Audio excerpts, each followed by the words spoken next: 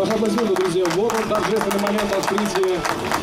Это вовсе не открытие Олимпийских игр, но для многих жителей республики событие не менее масштабное. С минуты зажжения газового факела в дома сельчан потечет бесперебойное топливо, ознаменуя начало новой жизни в тепле и комфорте. Генеральный директор «Газпром Инвест Газификация» Алексей Бажанов отметил, что тесное взаимодействие компании и Ингушетии приведет к улучшению уровня жизни и благосостояния республики. Помимо прочего, это и рост экономических показателей. На сегодняшний день в республике начата реконструкция еще 29 объектов, и в рамках газификации и развития газоснабжения республики будет начато строительство еще 18 объектов. Более того, часть этих объектов будет завершена до конца года и введена в эксплуатацию. Как правильно заметил глава республики, по уровню газификации республика занимает лидирующее место в Российской Федерации. Это очень высокая планка, которую надо держать и дальше. Не только жителям сельских поселений Плиева и Яндари так повезло, и не только жителям Назрановского района.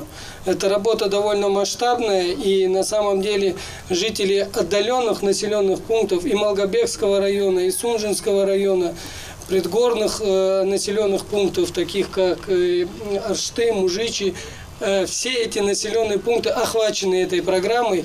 Здесь же глава Ингушетии подписал соглашение с заместителем гендиректора компании «Газпром Инвест Газификация» Денисом Саврухиным. Подписали план-график синхронизации выполнения программ газификации регионов России на 2018 год. План-график подписан. Ваши аплодисменты, друзья.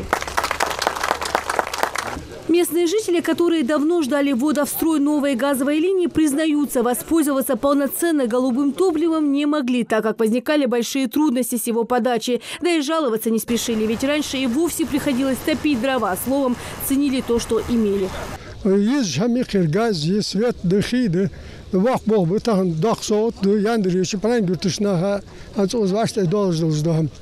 Яндри хунар, дахшкохш бехап, план гуртынах бехап, яндри борис бехап, хач хухоз малла юлжа производство хайли хухоз хасом мен хухоз хаята хухоксо хужиса чуда, чау де дахсот де.